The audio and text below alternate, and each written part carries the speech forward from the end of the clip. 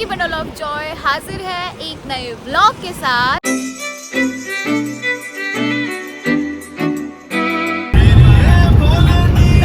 Madam Madonna की assistant और assistant की असिस्टेंट और उससे की असिस्टेंट के आगे बैठी है। आज है डे 3 और हम निकल गए हैं ओमकारेश्वर के लिए। ओमकारेश्वर भी एक ज्योतिर्लिंग है, तो बहुत ही महत्वपूर्ण जगह है ये हमारे हिंदू धर्म में। तो आज हम वहाँ जाने वाले हैं और उसके आसपास अगर कुछ भी अच्छा होगा तो मैं आपको वो भी दिखाने वाली हूँ। मेक श्योर आप ये ब्लॉग एंड तक जरूर देखें। 136 किलोमीटर पड़ता है ओमकारेश्वर उज्जैन से और हमने की है टैक्सी। हमारे साथ है भैया जिनका नाम है राहुल। तो आप कितने चार्जेस लेते हो ओमकारेश्वर और उज्जैन के लिए? 3300। हाँ, 3300 चार्जेस है। तो हमने 3300 पे किया। अभी हमें ओमकारेश्वर लेके जाएंगे और वापस से उज्जैन में ड्रॉप करेंगे। भैया का नंबर मैं डिस्क्रिप्शन में दे दूंगी। अगर आप उज्जैन आते हैं तो इनसे कांटेक्ट कर सकते हैं और ये आपको अच्छे से ट्रिप करा देंगे। जैसे बाटी बनाते हैं ना, हाँ। वैसे उसको फिर पानी के अंदर उबाल के और फिर सेकते हैं तो वो वाफला हो जाता है और बाटी को डायरेक्टली सेका जाता है ओवन पे रखने।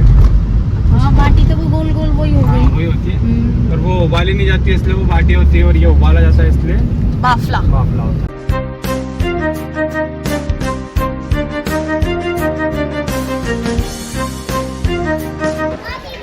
यहाँ से आता है ममलेश्वर धाम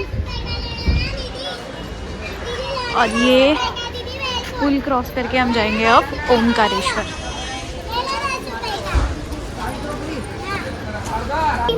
माला है, अकाव का फूल है, गुलाब है और ये अकड़े की माला और ये बेलपत्र रख दो उसमें। बड़ी डली कितने की है? 10 रुपए ये पूरी टोकरी? का। हाँ जी दीदी प्रसाद।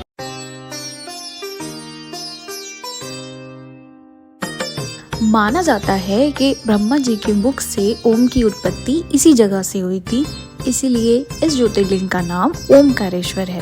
साथ में इस ज्योतिर्लिंग का आकार ओम के आकार में है, इसीलिए इसे ओमकारेश्वर कहा जाता है। एक कथा के अनुसार कहा जाता है कि मानधता की तपस्या से खुश होकर शिव भगवान यहाँ ज्योतिर्लिंग के रूप में स्थापित हुए। रात को शयन आरती के बाद गर्भगृह के दरवाजे बंद कर दिए जाते हैं, किसी को भी दर्शन की अनुमति नहीं होती। साथ में यहाँ पर चौसर और झूले का इंतजाम भी किया जाता है और अगले दिन सुबह कपाट खुलने के बाद देखा जाता है कि वो सब चीजें बिगड़ी हुई दिखाई देती हैं। इस मंदिर का स्ट्रक्चर खुद ब खुद ये बताता है कि ये कितना पुराना मंदिर है। उत्तर भारतीय कला को ये मंदिर रिप्रेजेंट करता है और इसी से पता चलता है लोगों की आस्था महादेव के लिए कितनी हजारों सालों से चलती आ रही है और आगे भी चलती रहेगी। महादेव यहाँ पर किस रूप में कब आते हैं ये आज तक कोई भी नहीं जान सका।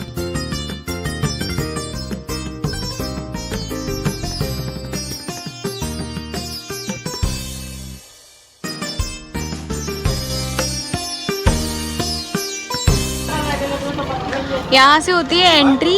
यहाँ से इस ब्रिज को क्रॉस करते हुए हम लोग आए हैं यहाँ से और यहाँ से सीधा स्ट्रेट जाके आता है हमारा ओमकारेश्वर दर्शन। कहते हैं कि ओमकारेश्वर धाम को नर्मदा नदी ने चारों तरफ से घेरा हुआ है और वो रोज डेली ओमकारेश्वर के दर्शन करती है नर्मदा मैया।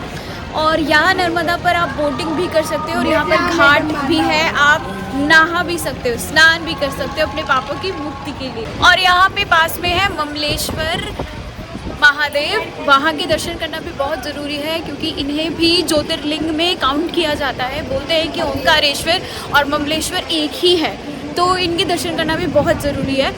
और ये यहाँ से कुछ ही कदमों की दूरी पर है। तो अभी हम जा रहे हैं ममलेश्वर महादेव।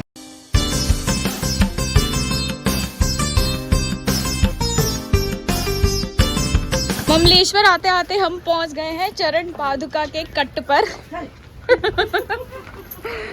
यहाँ से बस ये वाला कट लास्ट है, फिर चरण पादुका आ जाएगी। तू चिंतपूर्णी नहीं गई? पागल है।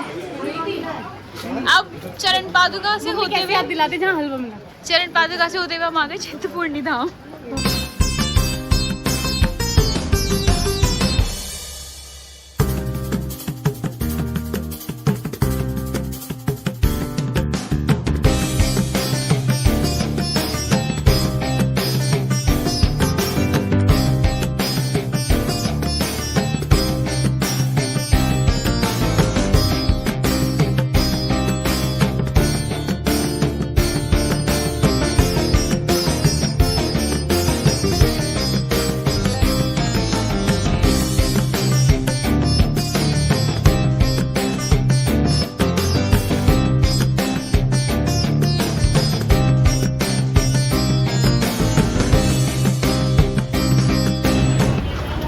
हम आ गए हैं नर्मदा नदी के तट पर।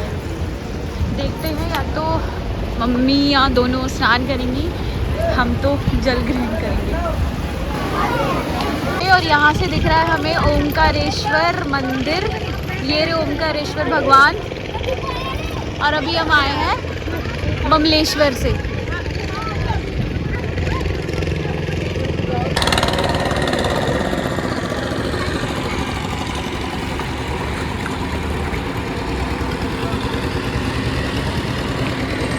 अब ओमकारेश्वर के दर्शन करने के बाद हम यहाँ पर पहुँच गए थे 6 बजे। और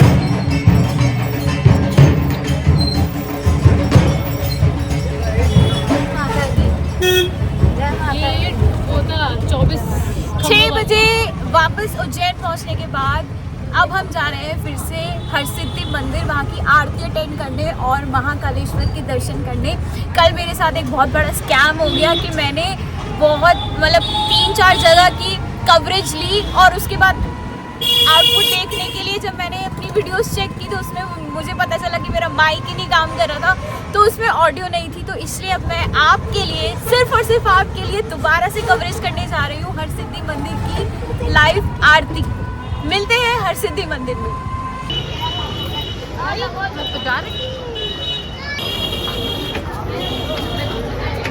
तो बिल्कुल सही टाइम पर हम पहुंच गए हैं। आरती में शुरू होने वाली है, मैं आपको फुल कवरेज देने वाली हूँ। स्टे ट्यून, एंड तक जरूर देखिएगा।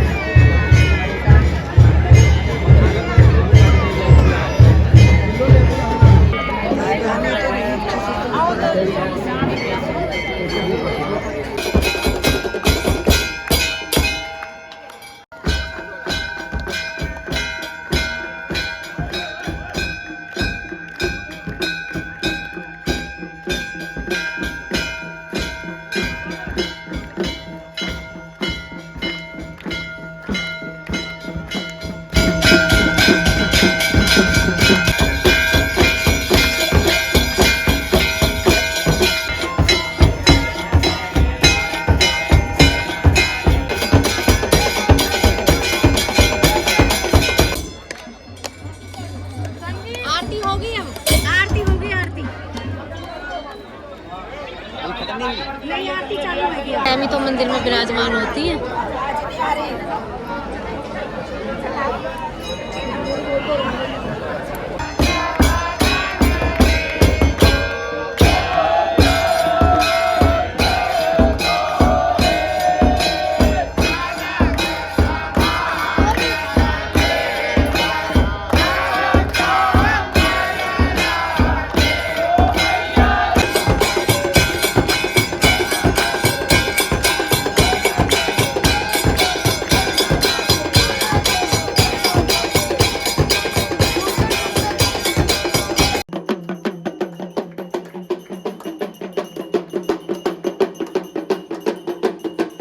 हर वर्ष अप्रैल के महीने में एक पंचकोशी यात्रा होती है इन 4 महादेव की। भगवान महाकालेश्वर के द्वारपाल है।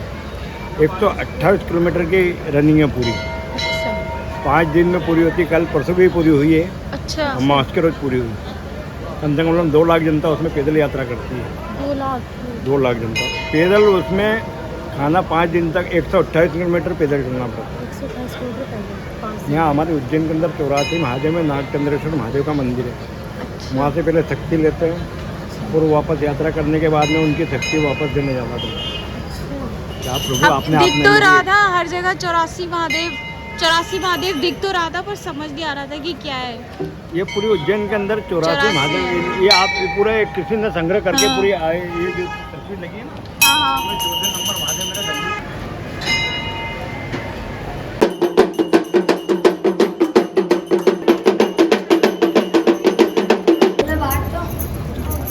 और अब हम महाकाल के दर्शन करने जाएंगे। शयन आरती, महाकाल की शयन आरती अटेंड करने जाएंगे। और आप इधर देख सकते हो, यहाँ ये भंडारे की लाइन लगी हुई है और यहाँ पे भंडारा बहुत टेस्टी मिलता है। तो धीरे धीरे करके सब लगते जा रहे हैं। क्या हम भी लग जाएं यारों? तो अभी हम आ गए हैं महाकालेश्वर के मंदिर में दोबारा से दर्शन करने के लिए, क्योंकि हमें पता चला 9:30 बजे 9:45 करीब शयन आरती होती है।